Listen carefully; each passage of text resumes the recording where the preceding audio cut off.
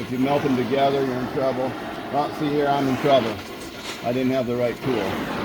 So we'll have to use the wrench on that one.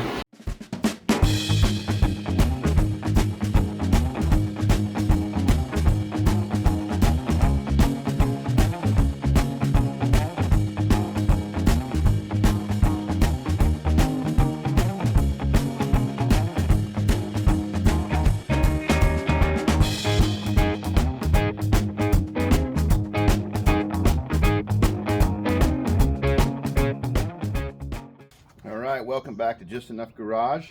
Iconic engines. A few weeks ago we had a video. This is that small block Chevy. Let's see what's inside. Okay, so I'm going to do some filming here. I'm really debating whether I should just go ahead and pull it all apart.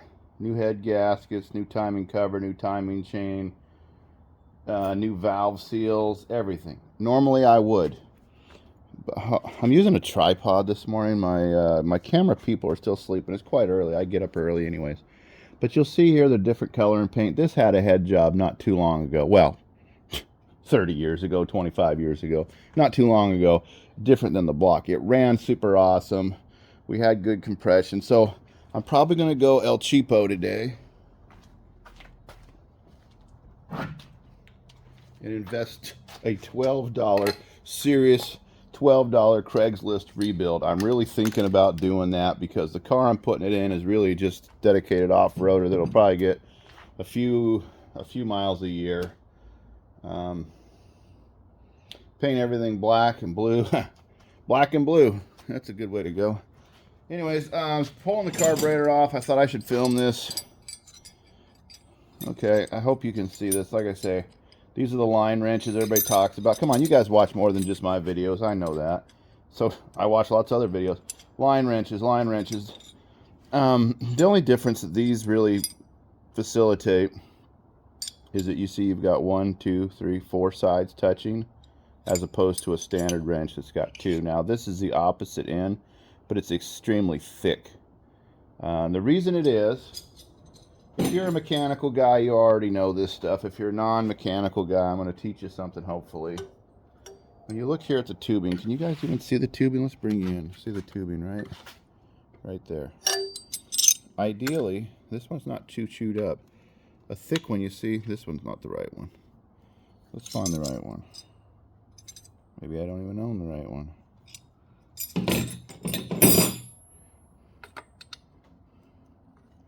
Alright, well that one's too chewed up for the wrench to go on. That's the perfect example. It'll drop over and then it should slide on, but it's already rounded. So to verify, let's put your stand back there. To verify,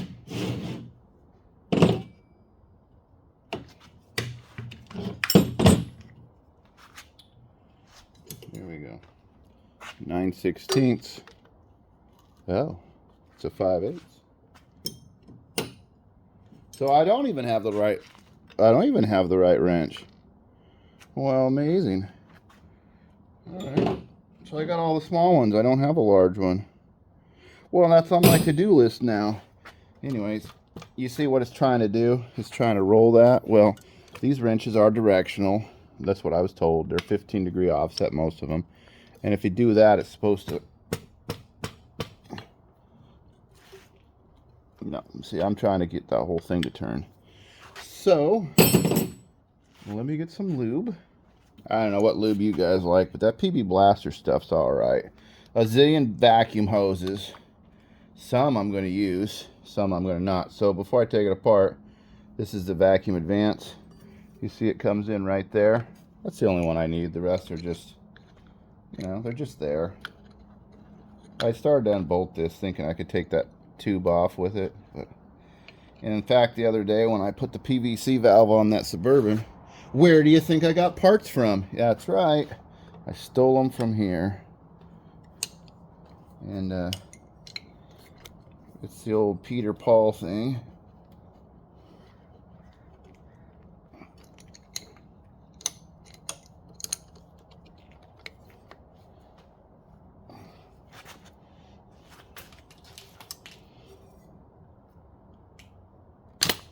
And there she goes.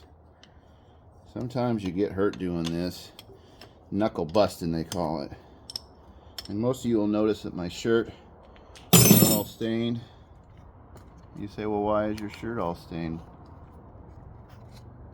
Is it because you lean on a dirty engine while you do this, or is it because your belly's in the way? The answer to that is yes for both. Yes. All right. So, tearing this engine down, there's some things I'm going to want to save and some things that are not necessary for my application. A good running quadrijet, going to want to save. A vacuum pot that's connected here that adjusts the, hopefully you can see, that adjusts this, probably not going to need. I'm going to get rid of that. Sometimes you got to use those as a spacer in the exhaust steel. You just open them up, you put a little tack weld on it, it stays open. There's some things that originally those, you even see what I'm talking about? See, this has got a vacuum actuator that comes down here into a little door, and that closes that. And you say, well, why would you ever want to block the exhaust? The theory is that, oh, it even works. The theory is that that would warm the engine up somehow. They're problematic 40 years later. This is what? This is 76, so 48 years later. This is an old engine, you know. When we're working on this stuff, I know YouTube's kind of funny. YouTube's funny because all of a sudden you think, oh, that stuff's not, you know, just go get yourself a 350. They quit making this design eons ago now. Oh, wonderful. Okay. There's a big, most of this has been replaced with rubber over the years, so. Okay, well, we're going to go ahead and really dig into her now. I'm going to pull the distributor. Do you guys even want to see this? I mean, I feel like nobody cares. All right, let me go ahead and film this. Okay, because I have not lost timing yet. Let me go ahead and tell you what I'm doing. Let me hold on. Let me get you set up in a different position. Because it's in time right now, I can 100% know, and I'm make my own marks and verify the Chevy marks. Because I am going to pull the distributor, and I'm going to pull the carburetor, and that's so I can clean the engine, paint it decently. Otherwise, I can just, and I'm not going to do that. So let me put you on pause. Let me get you set up in a different position. Oh, I got problems already. You know, sometimes you do something, and then later it bites you in the bum. Here's a classic example of bite you in the bum. So you see those heads right there on the back of my engine stand? Oh, a month ago or whatever, we were doing this video. Pull this engine. I left the flex plate on. Because some engine stands, you can leave the flex plate on. And I thought, well, that'll be handy. I won't have to mess with those torques or nothing, and I already got what I need. But now it's touching somewhere on here. I don't know if you can even see. I think it's that one way down there. Focus. Anyway, so that's creating a problem because now when I want to come to this end and push on this to turn, it's in a bind. So I'm just going to delete everything I just told you about setting the timing. The distributor staying, I'm not messing with it. I'm going to go cheap, easy, easy. I'd rather drive the car than mess around with a stupid engine. Anyways, this is what I was showing you. The heads were redone at some point on the old block. It looks good. There's currently no oil leaks. It's been setting for a while. I don't see any puddles. It ran okay. Just dumb it down, Darian. Let's just move on with life. Up here was the power steering unit, which I still have, which we'll have to put back on. But meanwhile, I was thinking about just using some scrapers and cleaning it, giving it a $12 paint job, and moving on with life. This is the struggle. The struggle's real. Anyways, look at see how clean that carburetor is. Information, if somebody's interested for information. Quadrijet, it says so right there. If somebody's interested, when I purchased this vehicle, I'm going to talk a little bit about getting into these projects. I purchased this vehicle for an amount of money. It was affordable. My friend needed to get rid of it. I since sold the transmission off, and I basically broke even on my purchase. So the way you look at this is now a free engine. Okay, well, does the free engine Need a new fuel pump? Does the free engine gonna need? So there's nothing free. All this stuff eventually will need to be done.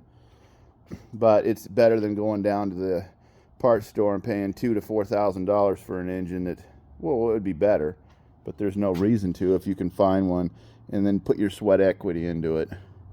Look at that. Now that's even aligned properly. Look, I mean, it's already money in your pocket. This hobby, this projects that we are doing, they're time consuming. They take money out of your funds for everything else in life. And truthfully, I don't even know if they're worth it. It's just entertainment. It's like somebody who owns a horse, somebody who owns a jet boat, somebody who owns a, you know, it's just something that you're interested in doing. Check it out. I just found this piece right here, which is this piece right here. Oh, shoot. See, I'm not the only one who drops it. This piece would go right there, and the guy who put that on had it fall down there and said, screw it, I'm done, I don't care anymore. It most likely was in the truck, and he lost it. See, I'm already making improvements. Well, let me get back to you in a second. Because I don't have anybody filming, I'm going to do this in bit pieces. Yeah, I wanted to check the oil pan off and see if it was a 4-bolt main, but now I don't even want to mess with it because it's going to be a bugger, and then you got to say, I need a new timing chain, I want a new seal. I'm just going to paint it. I know it's cheap. I'm sorry. That's the way I'm going on this one. When you see the carts going in, you'll understand. It'll be all right. Why do you think it is that I will put this tape on here? Great, keep the stuff out. But why do you think it is that I had to line the lines up pretty close? I mean, I wasn't obsessive about it like a real OCD person, but I was like, oh, I'll just line the lines up and then cut it out. Anyways, I got this vacuum. My beautiful Just Enough Garage wife got me this vacuum for Father's Day or my birthday. They're similar, they're close. I'll try to do this, but this thing has got such a short hose. I mean that it's, you put it in the middle of your work to vacuum. I was gonna try to get, so I'm gonna set up the tripod again and you can just watch me bumble around. Yeah, it's pretty wild because you got to carry it with you because the hose, once you set it down, I guess it will reach. Let's try that.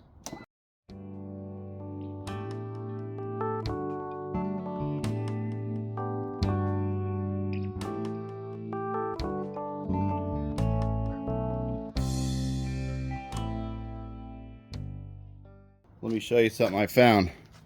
This is why you want to always, so to speak, get hands on something. Let me show you. Hold on. So hopefully you can see. You see this wire? Here I was actioning this earlier because these automatically close. Looky here. You see that? Hopefully the sun's not too bright this morning. I'm out here kind of early. I'm an early bird. Let me set that up. Let me show you what somebody had done. Somebody had this wire rigged. It's not even going on there. Somebody had this wire rigged. Well, I can't get it to go back on, but they had that rigged open. So if I was a guessing man, I would guess that this thing should be like this. Maybe that's where they had the wire. No. Anyways, that was rigged open. So we know that's a problem. We're gonna fix it as we paint and do other things. Let's get on to the painting part, because why not? That'll be a good video. I think about closing the door. It's starting to get hot in here, and then I can get some better light, because I feel like I'm filming shadows, weird distances. I always enjoy the morning. You see the tall shadow. Hi, tall shadow. I always like the mornings when you get up and there's the tall shadows. It's peaceful, it's quiet. The day of chaos hasn't started. I don't know how you guys feel about that, but sometimes just that alone time, it gives clarity. Anyways, let me put you guys off camera for a minute. I'm going to use some wire brushes, clean up some stuff, and then we'll actually do the old Craigslist rebuild we hear so much about. So you know how sometimes you're not supposed to mess with things because if it ain't broke, don't fix it. So I'm using this, doing that, and I come to this part right here. Oh, the damn sun. I love the sun, the damn sun. Let me turn this way. Lighting, that's all it is about YouTube videos. Lighting, lighting, lighting. Lighting and looks. I got neither. Okay, so this is the little lever. It'll stay in almost any position. So it relied on that vacuum deal, which I took off. So then I thought, okay, this should be open because that wanted to be that way naturally, which was no vacuum, spring loaded. So in theory, it should be that way. So to verify that, I thought I could push this up, you know, into there. So let's go ahead and push that up in there. I can't get it to go through. So then I start thinking, well, gee whiz, Darian, maybe you just take it off. It's just these 3 bolts. So you can see I put some lube on those, and I put my wrench on there. Now I'm a smart enough guy to know that these will break in a heartbeat. They will break, just looking at them, they will break. There's no way to get that off. But I'm gonna teach you guys something on how to salvage these. So bear with me, give me a minute, and I'll be right back. Okay, so I got my cutting torch, and the goal here is not to cut it. The goal here is to heat it, to break the rust molecules loose. And then I've got this socket set up on setting 1. You see on these tools, they got 1, 2, 3, 4. 1, if I put 1 on here, it gives it a little bit. It's not a lot. It shouldn't break the stud is what I'm going for. So I'm going to try this. I'm almost guarantee it'll work now that I've said that. All right. Get some acetylene through the line. I think I've gone over this before, whether it made the cut. If you mess with this acetylene, you want that smoke to go away. But you don't want it so much that the rocket tail comes off here. You want it just like that. And then you add your air, your oxygen. And you see that little tail? Goes in. So this is going to happen kind of fast. And I'll try to stay out of your way if you stay out of my way. I just want to heat the nut. I want to give it some heat from both sides. I'm expanding the molecule in the nut. You see how that's starting to turn a little bit red? I want that to do it. While it's red, I want to be able to turn it. If it's not red, don't do it. Heat that thing. You see how that's red? Now I heat it a little more, both sides.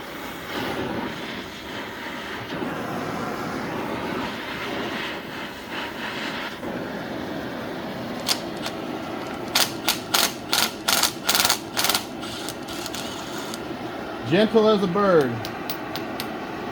There's one done. And I don't know if you could see, but there was all kinds of rust that came out with that. But that's the secret here. I'll do another one. Hopefully you can see this one.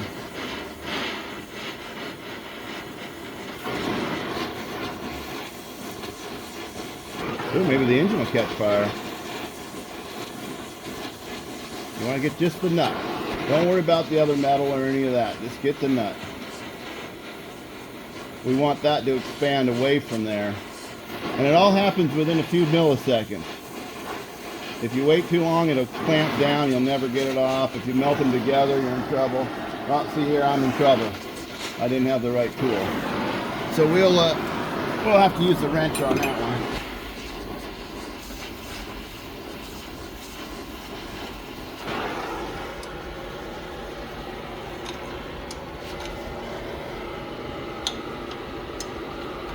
You don't got time to even turn your torch off and set it down. You got to just go. When it's time to go, you go.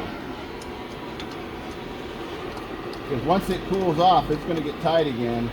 And you'll think, I can pull on it a little more. Well, then the metal behind, the base metal behind, is what's giving you the trouble. It'll be hot, and all of a sudden everything's going to equalize in temperature.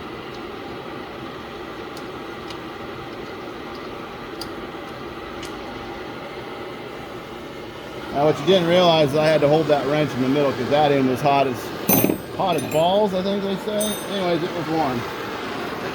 Okay, let's go to the third one. You always want to do this in sandals.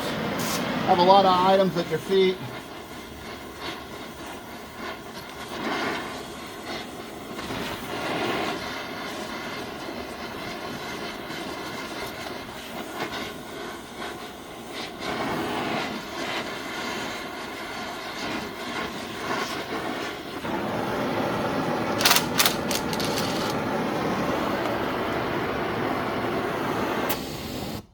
we are successful. Now, I know that you guys got some of those little propane torches, those little map torches or whatever they call them. They got little torches. That doesn't do it. You don't get enough heat into it fast enough.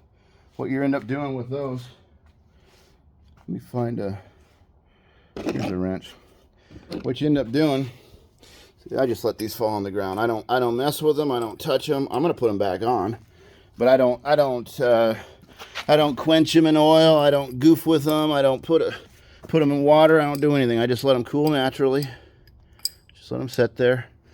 Now, what I was saying about the torching is if you were to use a bigger propane torch, it heats the whole area and you accomplish nothing. You want to get, I know they've had good success with those induction heaters that you put over the nut. It's essentially the same. Now, that could have been a real mess. This actually has a part number on here too.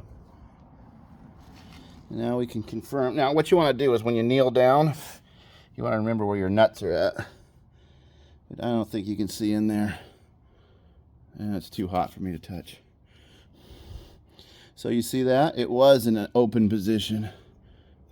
Boom. That's the way we want it. Open. And you say, well, just take that off, Darian, get rid of it. That's not an option because the way this is shaped, that has to stay. So, it's going to go like that. I'm going to put a little weld right here, and forever it'll be that way. Should I try the brass? No. Cast steel is what that is, and that's steel. I could try the brass since I have the torch out. We could try a little brass on it. You guys want to try a little brass on it? Let me close the door. My back is getting sweaty from the sunshine, but that's okay. See, I just think you guys disappeared. I don't have enough lights. I want to actually show you this. This isn't where the video is going, but let me show you this real quick. You guys have seen small block Chevys before. Let me show you this repair. Stand by. So some people might say, well, Darian, why does it take you so long to do this stuff? Well, this is what it takes. There was a story time. There was a fella on YouTube. I watch him. I've been watching him for years, and his channel's grown. He's like 250,000 subscribers. Super awesome. Good for him. And he used to tout himself as the budget channel of the YouTube. I watched a video from him yesterday where he spent over $7,000 on a car. Come on, that's not budget. This is budget. Everybody else on YouTube would buy a set of headers and a full-blown exhaust in a box for what I'm doing. I'm showing you that I could have just wired this open like the last guy, but I'm going to show you just a little bit. I've taken it off, obviously, and I'm going to braze that right there so that door will never close. So let me show you. This is what I'm doing.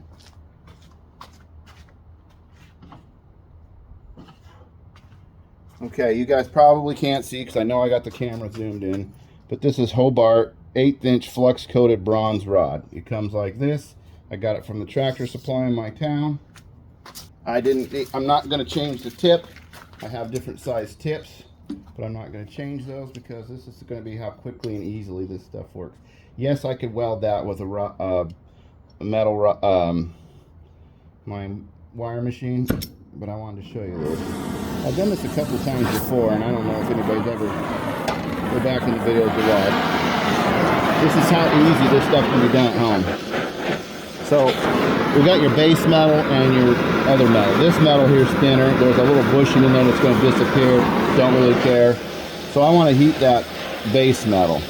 So you can see the red shows up in there. It's pretty warm already from what we just did. We get that base metal going. So we're trying to heat this piece, and then we'll touch it on there and see what the brass is doing.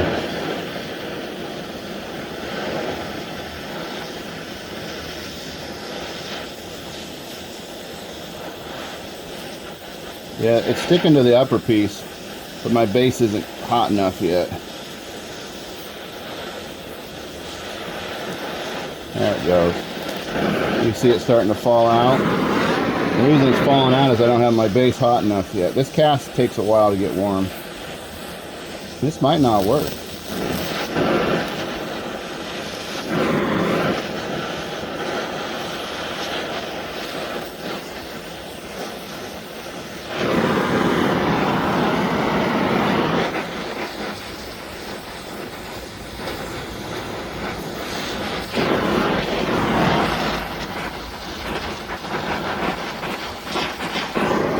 Well, it looks like it worked to me. So let's, now what you do, just what I was saying before with those nuts, don't touch it.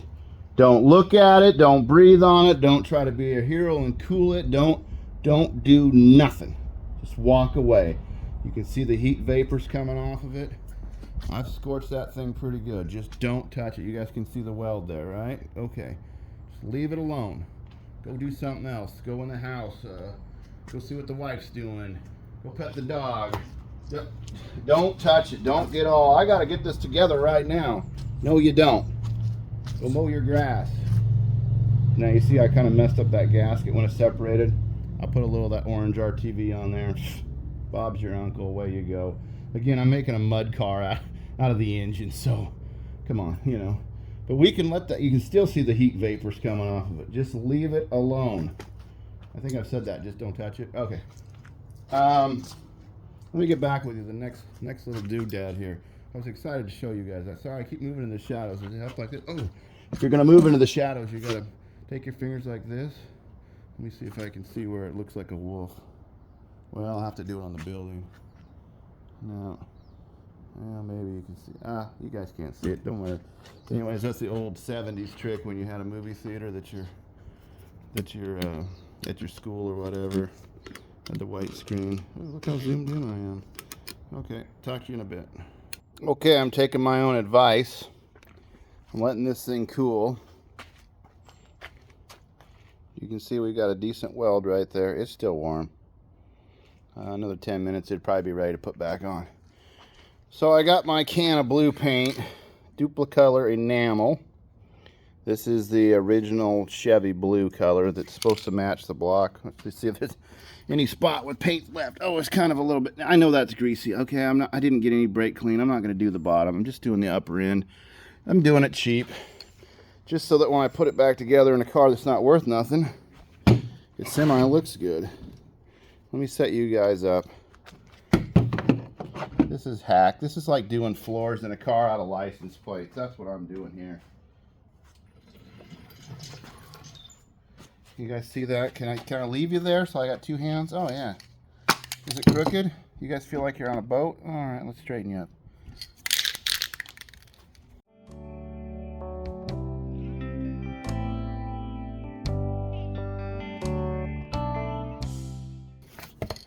I can take that off.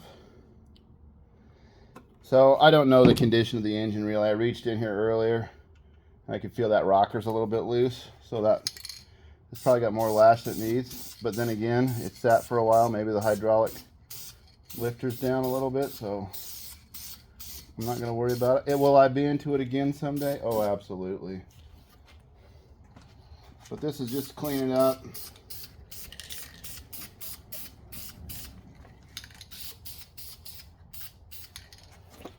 So I was talking about that timing earlier.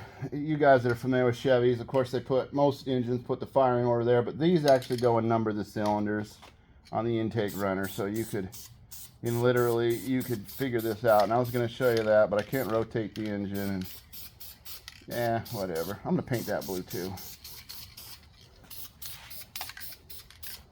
I'm going to paint the plastic blue. I'm going to paint the water neck blue.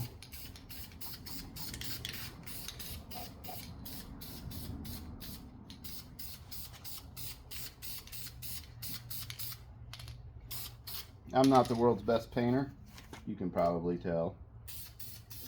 But one coat will give you kind of a stick, and then you come back and give it a second one.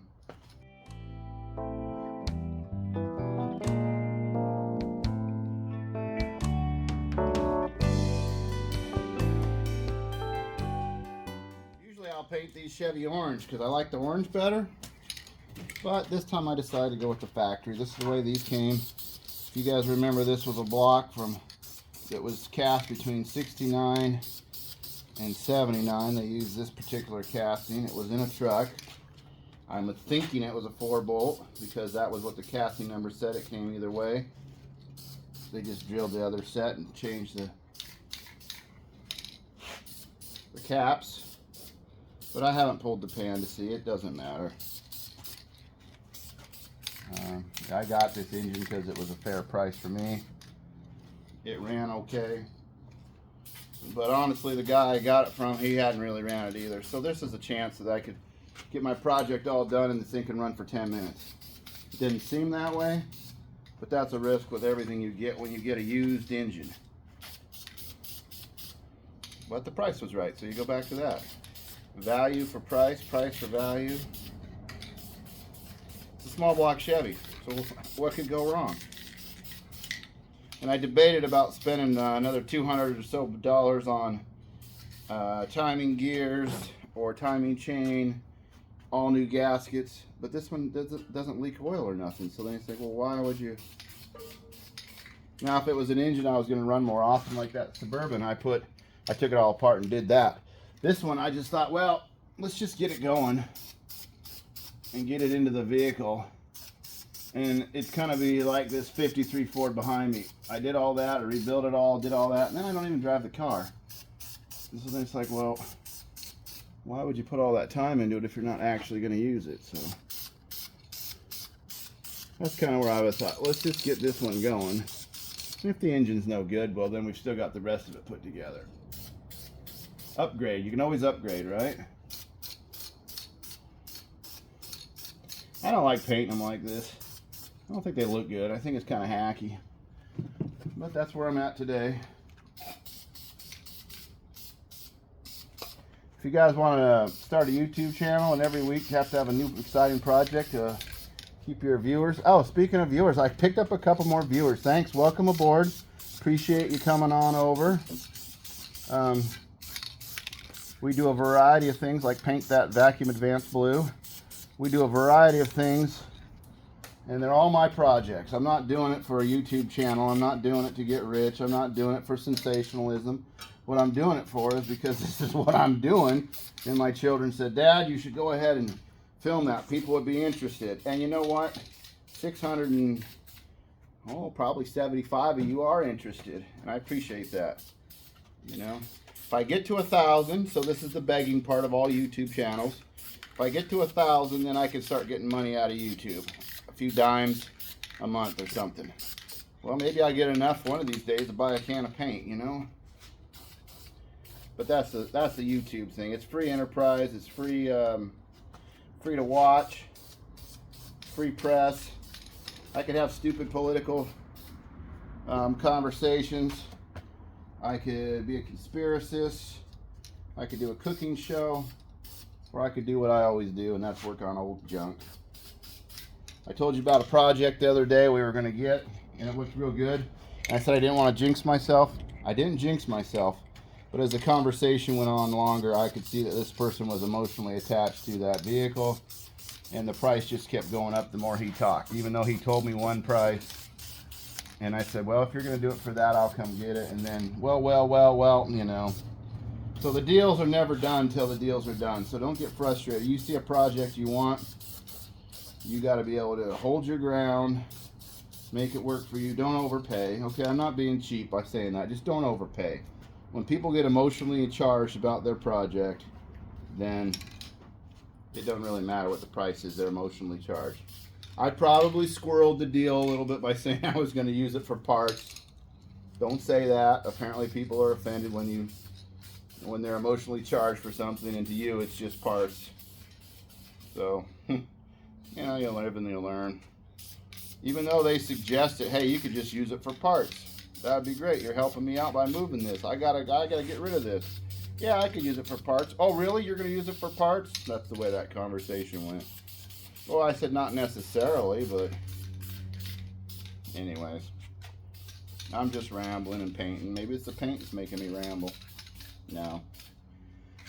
Alright, you always want to save enough blue so that when you make a mistake, you can come back and turn your can upside down and spray it out. Let me go see if I got black. Hopefully there's not paint on my lens here.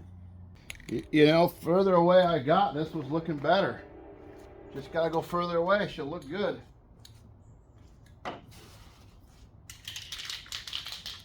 Now, when you got a dirty oil pan and you didn't want to change it, you just get your black out and you just do the bottom.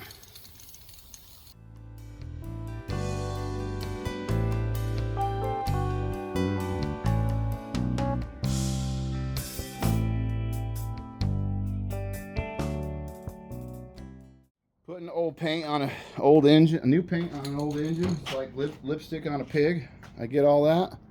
Put that lipstick on a pig. Now I can see where oil leaks are, different things. That's a joke. It's just justification. It's just going to look a little bit better in the engine bay when you're out mudding in the wheels, throwing mud on it and everything. This might be the end of the boring video. What did we learn today? Let me put you on the other stand so I can walk you around. Okay, what did we learn today?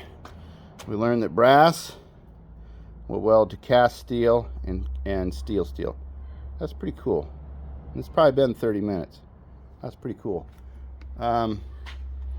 We've learned about these nuts. Joke. Can you even see me with the sun? Now these are cool. Let me set you up and we'll actually put that together, and then you'll see that none of the parts are damaged. Salvage the whole thing.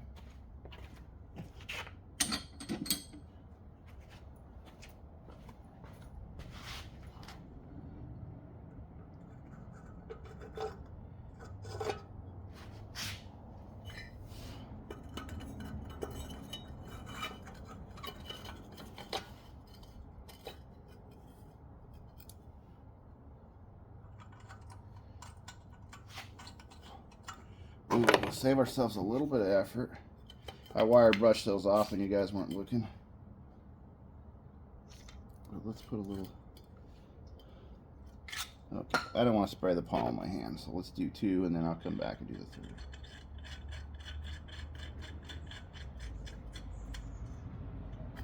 3. I get the wrench set up. I took it apart when I was using the batteries for the drill to do that, and then I used my leaf blower, which I didn't film because you guys don't care about a leaf blower, and I blew all the crud off of this engine, blew it out into my driveway.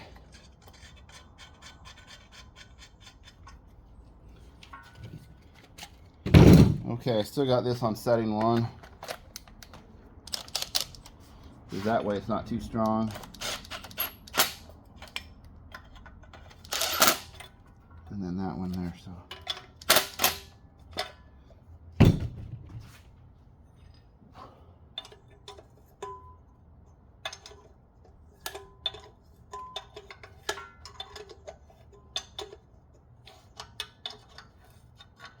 now these turnouts on these exhausts, now I have these, I can tie this together when I do the car. This is a kind of a weird video for me because I feel like I've accomplished nothing, but it's a preparation video, and it draws together the whole concept of what can you do. What can you do? I love that phrase, what can you do? So for a few dollars and a Saturday morning, I was able to clean the engine, fix the exhaust riser so that it does not ever give us trouble. I've saved most of the factory wiring. It's just hanging here. The distributor's still in time. I could redo the firing order now. I'll clean the plugs, redo the firing order, zip tie that all together. I can do all that. Oh, looks like this has got a little... Clean up my vacuum lines, get it routed while it's on the stand, and then I can go ahead and get the transmission out that I've got to match it in the transfer case. Let's talk about the Suburban. Last week I got a comment on what the 53 Ford was going for. Question he had was, how much did I want? Well, typically I'll put that in the description because I don't like throwing numbers out on the video, but I'm gonna. I wanted $3,500 for this car, and I told you I'd work on the title. The title is in works right now, probably another week, and I'll have that straightened out. This C10 64 Chevy Suburban that you guys have seen hundreds of hours of videos on, brakes, tires, carburetor, wiring, clutch, transmission, 5-speed conversion. You know, is it a project? Yes. Is it 90% done? No, but it's 88% done. Interior, I've got extra seats. I got all kinds of stuff for it. This one is, I got a good title on this one. This one I'm hoping to get $6,500 for. So now saying that, what do you need to do? Well, you need a windshield, and you need to be able to drive it. So if you're a guy that's looking for one of these, if you're in my area, that's the going price. It's expensive up here where I live in Washington. It's the going price. If you live somewhere else where they're cheaper and you think I'm crazy, hey, that's fine. Put it in a comment. Tell me what you think it goes for in your area. Keep in mind that these are 70 and 60-year-old vehicles that run and drive. And, you know, that's what they cost. So, again, I'll open the conversation. If you're remotely interested, they're all best offer, you know. And just finishing out here, I had a box I was putting stuff in. I always write the size of the engine on it. And then, of course, I've kept pieces I'll put in here. But otherwise, that's probably going to do it for us today. It's kind of a short video. I wanted to make it short. I wanted you guys to be able to watch it, get through it. Don't give up on your projects, you know. She looks good from afar, but far from good. That's good enough, just enough. What I've done here is essentially I've got a free engine through selling other parts. I gave it a quick paint job. I'm going to use it in my project. That's kind of different for me. The last two, you know, like I said, I've put money into that engine there. I've put money into this engine here. This is a car that I plan on, you know, maybe I'll sell it. But I'm just trying to do a low budget off-roader, you know. And let me show you the car. I keep talking about the car. Let's go look at the car. Give you a sneak peek. There was a video on it maybe 2 months ago. It's up here in my yard. Yes, I have grandkids, so I have grandkid toys out here. Let me show you the car. This is the car I'm putting that engine in. 1982 280Z. It doesn't have an engine. I mean, hopefully there's no wasp in there. Oh shoot. I gotta be able to be tall enough to reach that. It doesn't have an engine. I put it on a Scout frame years ago. And it doesn't have an engine or nothing. You see over there where the alternator is? That's all rust. It's junk. This car's junk. I mean, the hood has got pieces missing out of it down below. This thing's junk. So it's a good wheeler. 35-inch tires. We saw a video on that. Scout axle, Scout steering box. The car's a hunk of junk. T-tops, T-tops. This is what the interior looks like. You can see, like I say, there's a huge hole over there. The body's no good, the interior's no good.